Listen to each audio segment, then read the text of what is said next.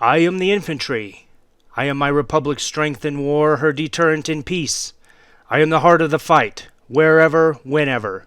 I carry the republic's faith and honor against her enemies. I am what my republic expects me to be, the best trained soldier in the verse. In the race for victory, I am swift, determined, and courageous, armed with a fierce will to win. Never will I fail my republic's trust. Always I fight on, through the foe, to the objective, to triumph over all. If necessary, I will fight to my death. By my steadfast courage, I have won freedom for the republic and her citizens. I yield not to weakness, to hunger, to cowardice, to fatigue, to superior odds, for I am mentally tough, physically strong, and morally straight.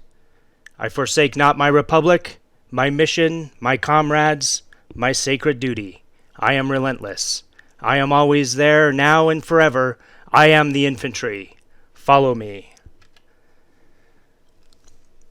Welcome to Course 200 Alpha, Small Unit Tactics, Infantry Squad Roles and Structure, as presented for 1st Surface Combat Elements by 7th SCE Training Command.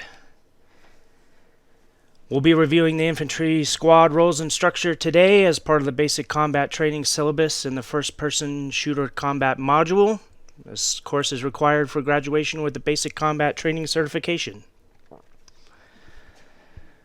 going to give you a quick look at the top-down view for an infantry squad to start. The infantry squad is divided into 3 teams. The Alpha Fire Team consisting of 4 personnel. The Headquarters Element consisting of 4 personnel.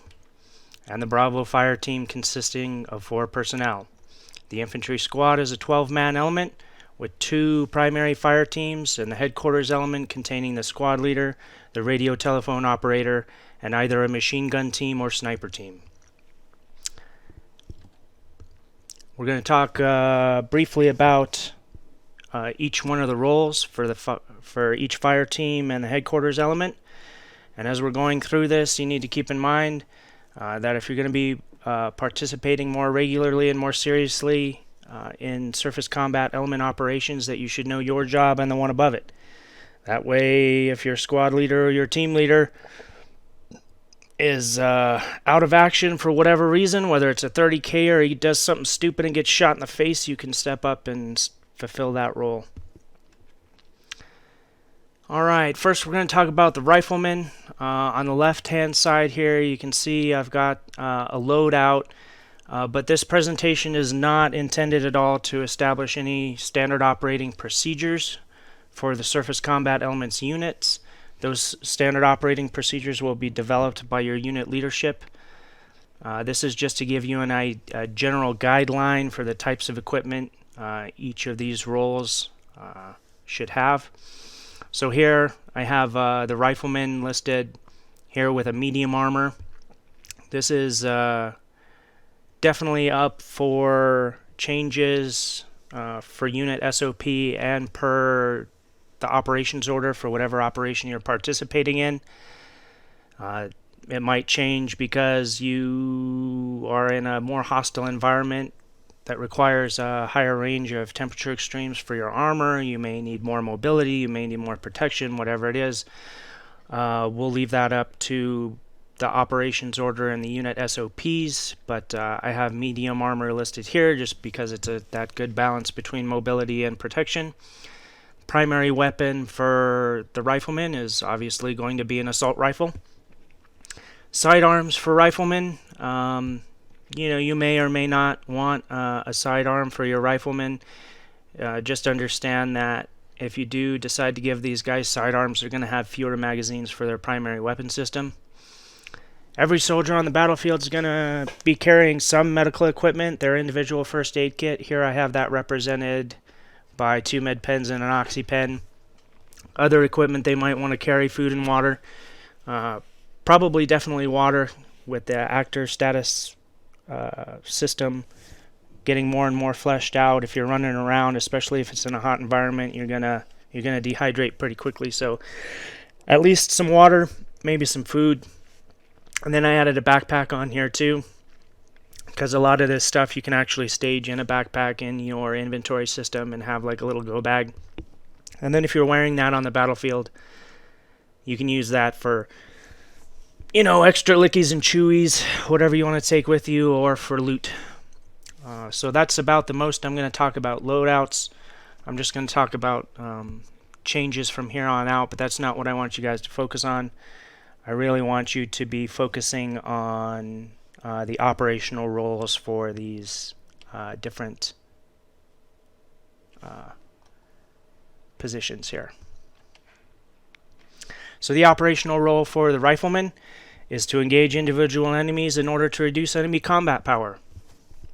So you should be providing accurate and lethal fire on enemy forces. And this is sort of everybody's job. This is the most basic foundational role and kit that we're going to talk about. So again, I want you guys focusing on the operational role here. Engage individual enemies in order to reduce enemy combat power. Next, we'll talk about the automatic rifleman. The only change here in the loadout is the automatic rifleman is going to be carrying a light machine gun and as much light machine gun ammo as he can carry. His task is to provide high volume or suppressing fire in order to overwhelm enemies with violence. This is a great slot for your shooters who really like that spray and pray kind of deal. Guys that maybe aren't all that accurate with the fast twitch, providing, you know, quick, accurate fire at on enemy troops. So new players that don't FPS a lot, people who just don't care, like to hear things go bang a lot, that'd be a good place for an automatic rifleman. So again, tasked to provide high volume or suppressing fire in order to overwhelm enemies with violence. Next we have the Grenadier. The Grenadier will be equipped with a grenade launcher.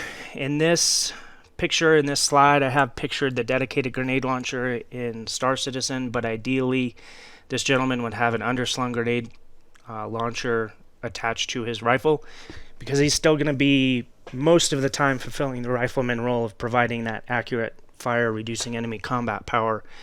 And then when the specific need arises, he will switch to that grenade launcher and employ that.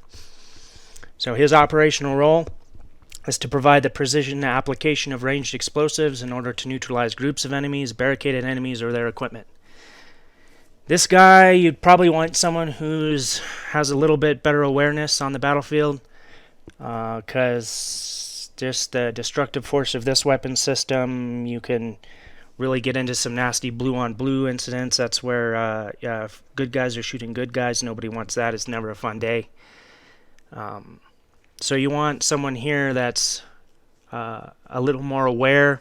Also, as new grenade launcher ammo types come online, he's going to be responsible for knowing the capabilities and limitations of all those different types of ammunition, and he needs to be able to select the right type of ammunition for whatever task his team leader gives him.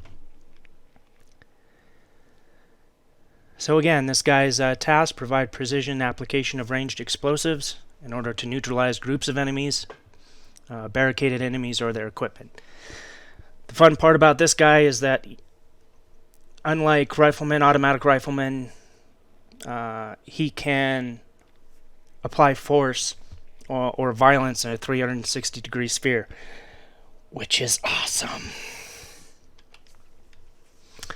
Next, we have the team leader. The team leader essentially is a rifleman, so he's going to be fulfilling that rifleman role, as well as maintaining overall control of his team members and the execution of objectives delegated to him by the squad leader. I've also added a Cure Life med gun to both team leaders and the squad leader. We'll talk a little bit more about combat casualty care in another academics, but basically the idea here is that each individual soldier has their own individual first aid kit consisting of med pens that they can use to stabilize either themselves or their buddies. But then once things calm down, the team leaders and the squad leaders can kind of go through and fix their guys up a little better.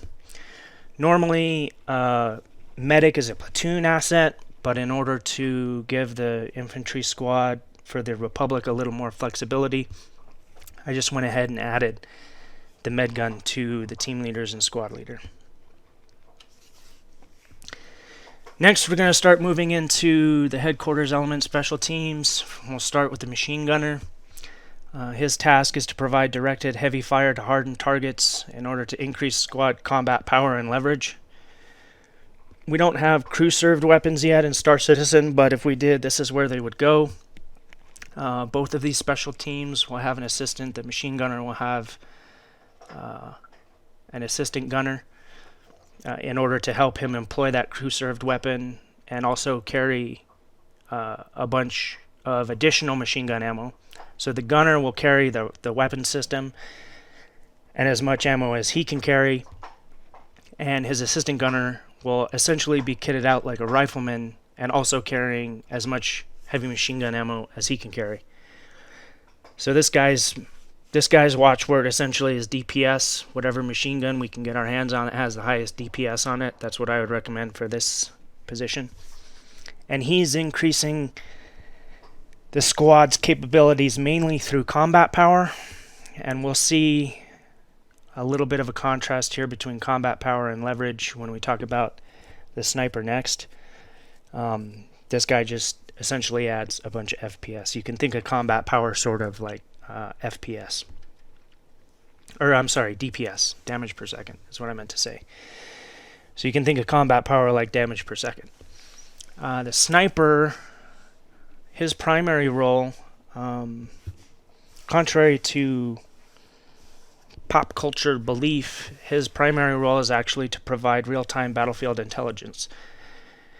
And that's where we see the difference between direct combat power in DPS and leverage.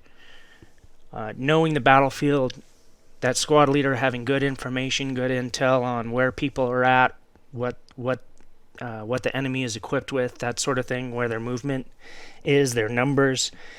That's all going to give the squad leader more leverage as opposed to more direct combat power. This guy individually has some leverage too. If he can engage individual targets with this sniper rifle while staying outside of the effective range of enemy forces, that's also leverage. Because it's not a direct increase in damage per second, but it removes the enemy's ability to engage him, which gives him leverage. Alright, so he can also engage targets of opportunity and conduct counter-sniper operations. But again, I really want you guys to start thinking about this guy as an intelligence asset. So he'd carry a sniper rifle and maybe some additional sensor equipment as those things start to pop into the game. Alright, so yeah. And he'd have his battle buddy's going to be his spotter. And that spotter, you know, these guys I'd give a little more leeway to their loadouts. The spotter may have not necessarily a dedicated sniper rifle, but maybe like a dedicated marksman rifle. And he'll help maintain security for this guy while they're sneaking around and looking at folks. Next element in the headquarters section is the radio telephone operator. This guy's primary role isn't really combat, so I have him kitted out to sort of denote that here with some light armor and SMG, things like that. This guy's primary role is to manage communications with elements that are outside of the squad. That could be medevac, that could be close air support, that could be the platoon headquarters, that could be special assets that are operating in the area on different frequencies. So it would be really useful for this guy to be an SRS expert. Once we start developing our comms doctrine a little more for surface combat elements, it's a very vertical hierarchy. You can see if you go back, Fogg did a pretty good job in one of his previous academics describing the difference between a horizontal and vertical comms hierarchy. And that vertical comms hierarchy is why this guy's so important. I also added maybe a little light hacking gear for this guy so that he can open basic level civilian locks and doors and things like that. Nothing crazy, but he'd have ideally some of those skills and equipment with him. Next we have the squad leader. Again, the squad leader is essentially a rifleman. Except when you get to this level, I really want you guys to start thinking about your primary weapons as being your team leaders and not your rifle. Your rifle is definitely a secondary weapon. You need to have a wider view of the battlefield, keep an accountability on all your guys, things like that. So I really want you to think about your weapons at this stage as being your Alpha team leader, your Bravo team leader, and that sniper or machine gun team. And then your secondary weapon is your rifle. Again, he's got the med gun, so he's going to be fulfilling that rifleman role, as well as maintaining overall control of squad level activities and delegating objectives to team leaders. So for example, he may be, may tell his Alpha team leader to breach and clear an outpost, his Bravo team leader to provide 360-degree security at the entrance, and he may put a sniper up on a hill to let him know if anybody's coming as they're working through that facility. But again, this is where you start getting into leadership, and we'll have some leadership academics down the road.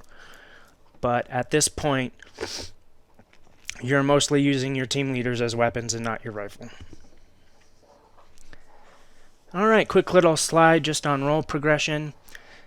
Generally, you want to start folks out as an automatic rifleman or a rifleman or an RTO.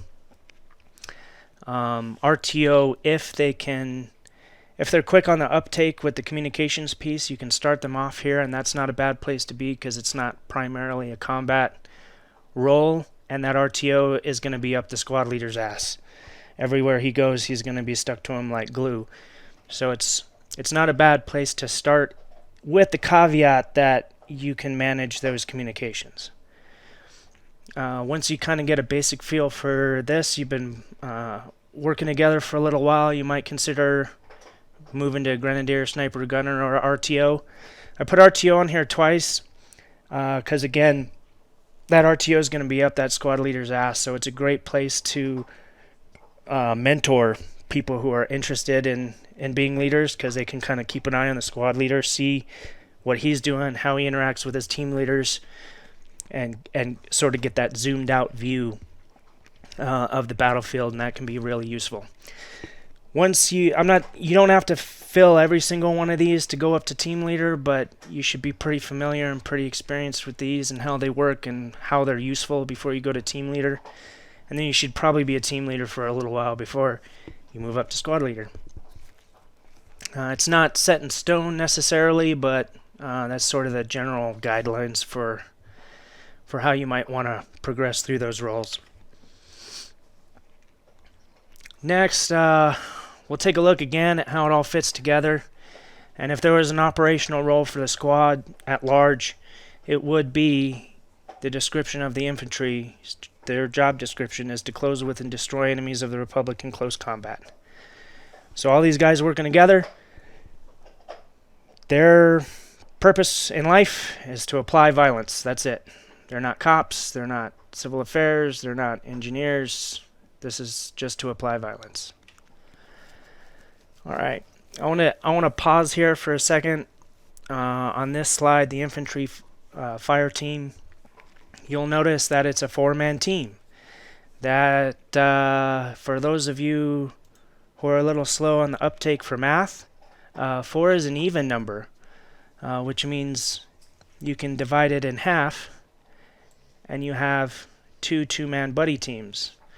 And the reason this is important, I'm going to say it until you're going to want to shoot me in the face, but no one at any point, ever, at any point should ever be alone on the battlefield, which means you need to have a battle buddy. Okay, you need to have someone that you can both see and speak to all the time. 100% of the time, no exceptions, no one is ever alone on the battlefield. You have to have a battle buddy. This is important for combat casualty care. It's important for accountability. It's important for communication. It's important for morale. You are never, ever, ever, ever alone on the battlefield. Period. End of story. So the team leader here can be battle buddies with the automatic rifleman, and the rifleman and the grenadier can be battle buddies. And this works for every section. So you should never, ever, ever be alone on the battlefield. If you go down, they can revive you. You can cover each other. You can provide each other with security. You can talk shit to each other, whatever it is. You're just never, ever, ever alone on the battlefield, okay? The same thing with the headquarters element. The squad leader is never going to be alone. Remember, I told you that RTO is going to be up that squad leader's ass the whole time. And then the machine gun team and the sniper team, obviously, are going to be battle buddies, okay? So, one more time. No one is ever, ever, ever, ever alone on the battlefield, period. All right?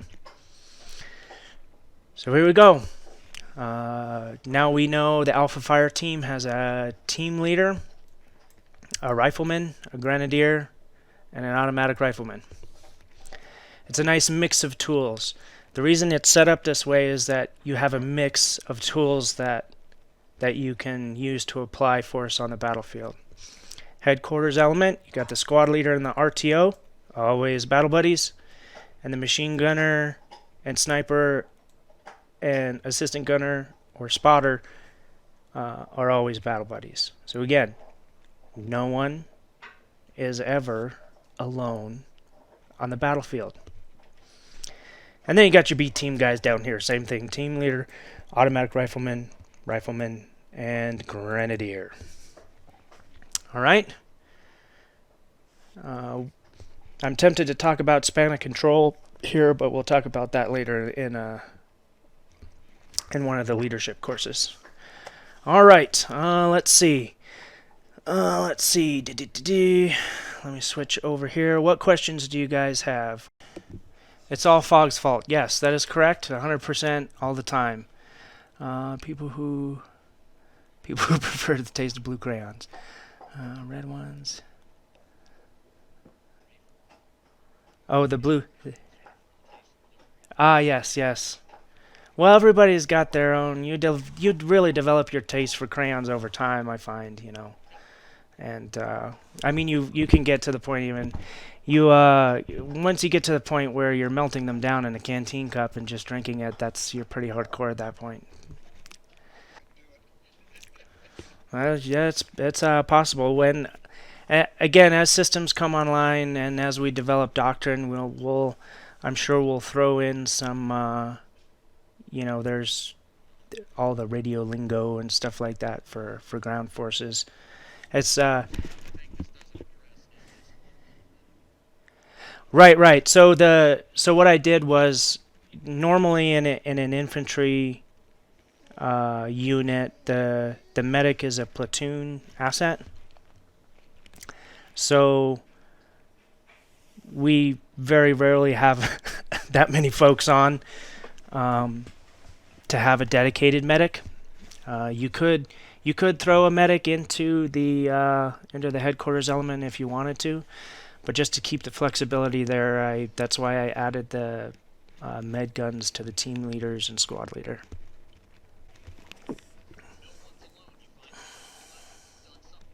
Yeah, that's even more important as we start getting the death of a spaceman mechanics start coming in, and respawning is very much a pain in the butt and things like that. It's going to save us a whole lot of trouble and heartache if we can keep folks alive without having to have them, reconstituted, 3D printed, whatever the hell the lore is. Yeah, so that can actually be a great force multiplier, because if you guys got just dropping left and right and you're not able to bring in reinforcements immediately, yeah. Okay.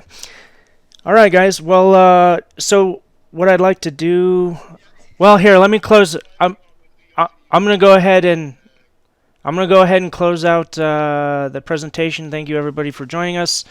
Don't forget to click all of the things and subscribe and like and upvote and do the little dance or whatever it is that you need to do. Yeah, well, thank you for joining us on Twitch.